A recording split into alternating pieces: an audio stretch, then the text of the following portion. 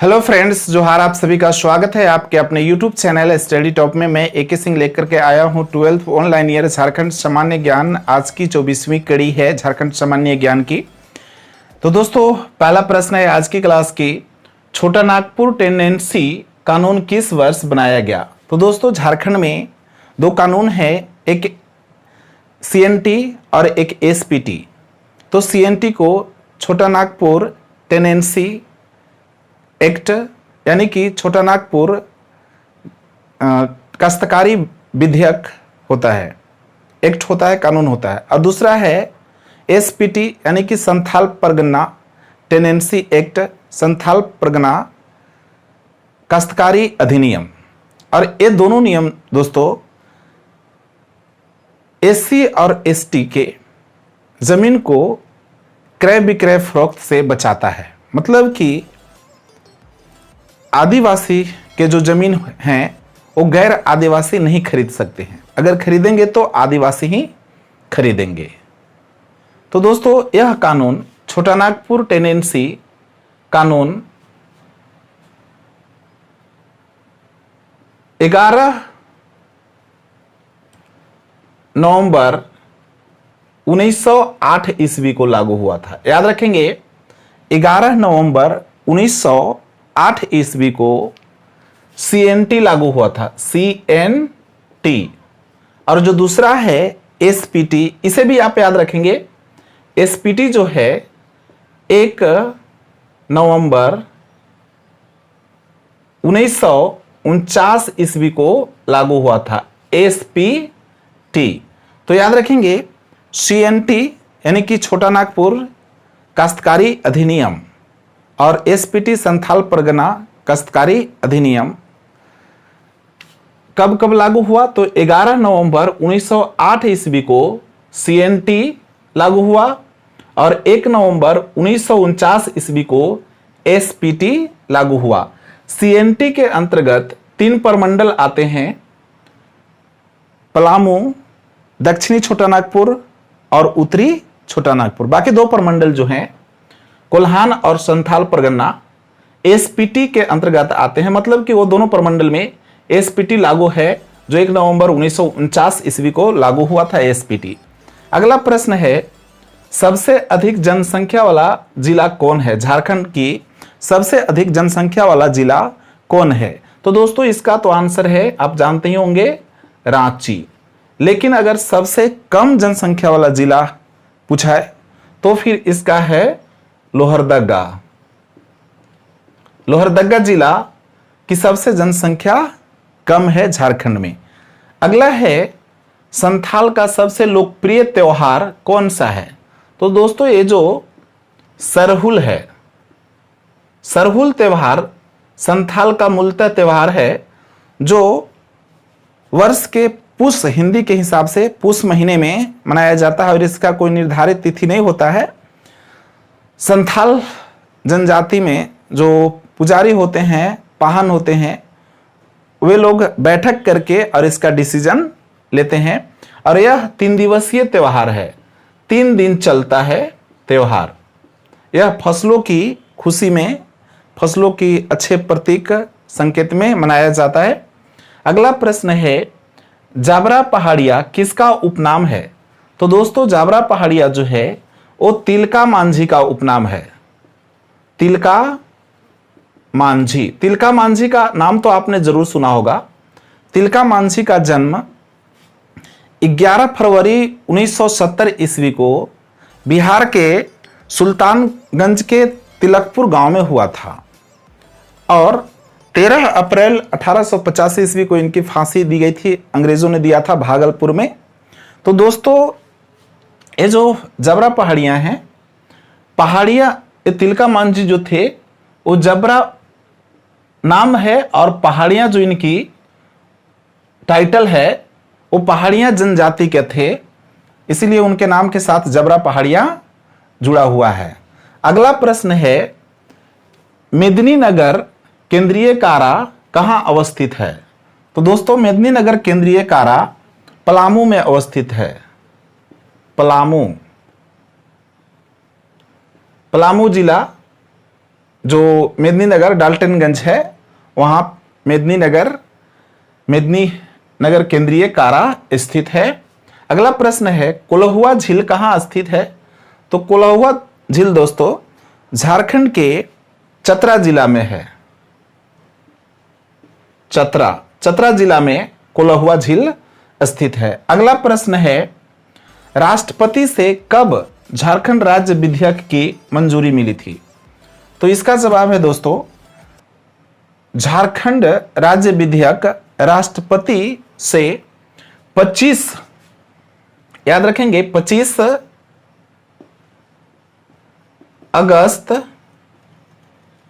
2000 को, 25 अगस्त 2000 को राष्ट्रपति से झारखंड राज्य विधेयक पास हो गया था, मंजूरी मिल गई थी और 15 नवंबर 2000 को नया झारखंड राज्य अस्तित्व में आ गया था। अगला प्रश्न है झारखंड मुक्ति मोर्चा का गठन किस वर्ष हुआ था? दोस्तों झारखंड में एक पार्टी, राजनीतिक पार्टी जो झारखंड मुक्ति मोर्चा है और इसके सुप्रीमो हैं शिबू सोरेन, जो शिबू सोरेन झारखंड के मुख्यमंत्री भी रह चुके हैं, अभी उनका बेटा हेमंत सोरेन मुख्यमंत्री हैं।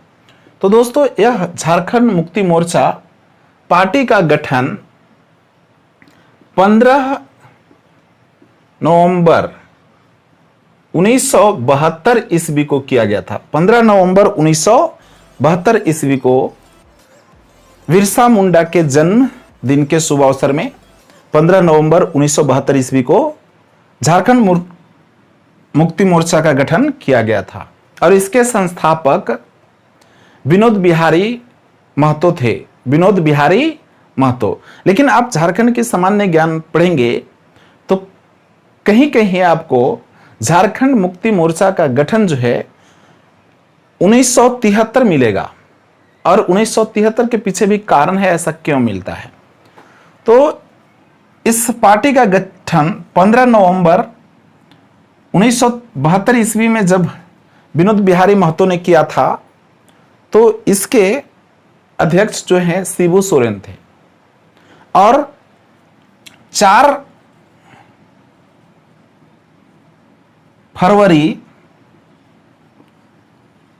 1973 ईस्वी को 4 फरवरी 1973 ईस्वी को विनोद बिहारी महतो जब राष्ट्रपति बने तो पूरे झारखंड मुक्ति मोर्चा का हाई कमान, मतलब कि पूरी रिस्पॉन्सिबिलिटी जो है, जिम्मेवारी जो है, बोझ जो है वो शिबू सोरेन पर थोप दिया गया 4 फरवरी 1973 ईस्वी को। तो फिर झारखंड मुक्ति मोर्चा का सर्वसर्वा जो मालिक हुए वो शिबू सोरेन हुए। इसीलिए ये डेट भी कभी कहीं कहीं आपको झारखंड सामान्य ज्ञान में मिलेगा, लेकिन जो वास्तविक तिथि है वो 15 नवंबर 1972 और संस्थापक विनोद बिहारी महतो हैं। चलिए नेक्स्ट सवाल है झारखंड में व्यक्तिगत सत्याग्रह कार्यक्रम किस वर्ष शुरू हुआ था?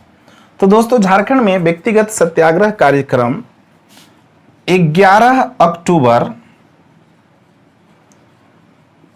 अक्टूबर 1940 को प्रारंभ हुआ था। 11 अक्टूबर 1940 को। दोस्तों 1939 में, मतलब कहे तो द्वितीय विश्व युद्ध के दौरान भारत के वायसराय लॉर्ड लिनलिथ्यो ने यह घोषणा किया कि द्वितीय विश्व युद्ध में भारत भी हिस्सा लेगा। तो इसके विरोध में भारतीय राजनीतिज्ञ थे, नेता थे, वे इसका विरोध किए और व्यक्तिगत सत्याग्रह का प्लान किया और महात्मा गांधी ने खुद झारखंड में आकर के और सबसे पहले विनोबा भावे को उचित व्यक्ति चुना व्यक्तिगत सत्याग्रह के लिए।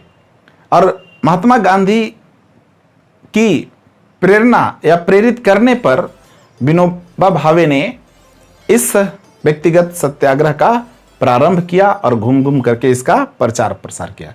हालांकि अंग्रेजों ने इसके लिए विनोबा भावे को गिरफ्तार कर लिया था। तो तिथि याद रखेंगे 11 अक्टूबर 1940 को ऐसा किया गया था, व्यक्तिगत सत्याग्रह। अगला प्रश्न है, झारखंड विधानसभा का प्रथम उपाध्यक्ष कौन थे? तो दोस्तों झारखंड विधानसभा का प्रथम उपाध्यक्ष बागुन सुम्ब्रई थे। बागुन सुम्ब्रई ये झारखंड विधानसभा के प्रथम उपाध्यक्ष थे। लेकिन अगर अध्यक्ष की बात की जाए तो प्रथम विधानसभा अध्यक्ष इंदर